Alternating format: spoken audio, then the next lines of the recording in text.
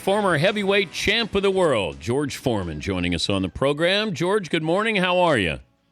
I'm doing fine, thank you. First time you met Muhammad Ali, how old were you? I must have been about 20. And where? And it was the most one of the most exciting moments of my life. And where were you? I think I was around Madison Square Garden. I was going to fight in Madison Square Garden, and I saw him walking down the street, a crowd following him around. I didn't know who he was. I just saw a big crowd coming down the street. And then I moved and waited as the crowd was coming closer to the Midtown Manhattan Hotel, and I looked, and it was Muhammad Ali. Did you say anything? You know, this girl I was courting, I tried to court her. I'd taken her out to dinner maybe a year before, and I was really a handsome boy. My afro was just right. And as I sat to eat with her, I bought an expensive meal I couldn't afford. She said, I told her I was going to be a boxer. She said, I'd seen Muhammad Ali. He was walking down the street saying how beautiful he was. And look at me, I'm pretty. And he only had on a T-shirt and a pair of jeans.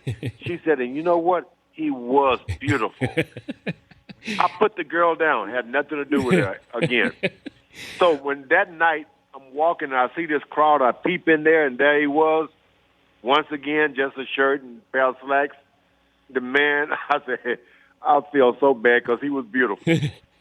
But did you have any idea that a few years later you're going to be in the ring against Ali? No idea. You know, I was on my way to the championship of the world, and they'd stripped the title from him, and he'd been in exile. So I didn't think that. I thought that was the last of him.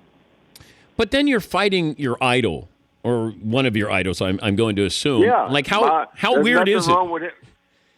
That is weird because you get into the ring and you start hitting, and then you realize you can't beat because this presence that he had, it was something I'd never seen before. It wasn't like a tough boxer, a great jab, a great right hand. This presence was something I'd never faced like that in the ring before. Never before, never again after. What a man! But to say he was a great boxer is like trying to put him down. He was more than a boxer. I can tell you that. But, George, I remember that people were worried about Ali after what you did to Joe Frazier, and you were such a big, strong guy and then we watched the fight, and Ali's on the ropes, and he's not hitting back, and you're just punching him with everything you have. I thought they were going to stop the fight because Ali was not fighting. What did you think at that moment? Well, you heard the story about the rope-a-dope? Yep. Well, yours truly the dope here. I'm the dope. He laid on the rope, and I, like a dope, kept swinging until I just couldn't take it anymore. But did you think they were going to stop the fight because Ali wasn't punching? You know, I really put it on this guy. I hit him with some hard shots. About the third or the fourth round, I hit him with a big shot, and he looked at me as if to say, I'm not going to take this. Then he decided, closed his hands, put his hands covered up, and said, you know what? I can't do it. I'm not going to fight this guy. And then when the bell rung, he looked at me as if to say, I made it. And I remember looking at him and saying, he made it. I knew then I was in for a rough night. What's it do to your invincibility? Because we look at, like Mike Tyson lost to Buster Douglas, and then he was viewed differently after that. When you lost to Ali, did you lose something psychological? Everything. Oh, you did? Everything. Just days prior to that, I traveled in from halfway around the world, and people wouldn't even look me in the eye. They were kind of nervous. And, they'd come by and wouldn't meet eye contact with me.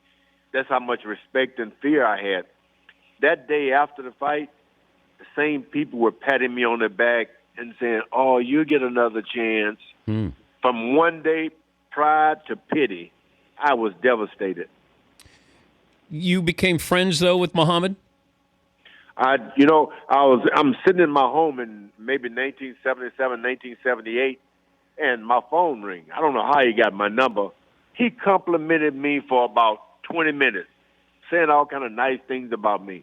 Then finally he said, I should have known something was up. He said, George, would you do me a favor? I said, certainly.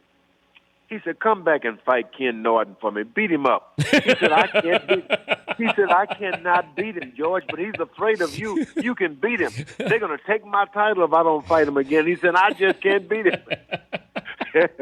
Oh, I said, man, I'm through. I'm an evangelist now. I'm preaching. I'm not coming back. He started trying to tell me, what about David? He fought Goliath. That's in the Bible.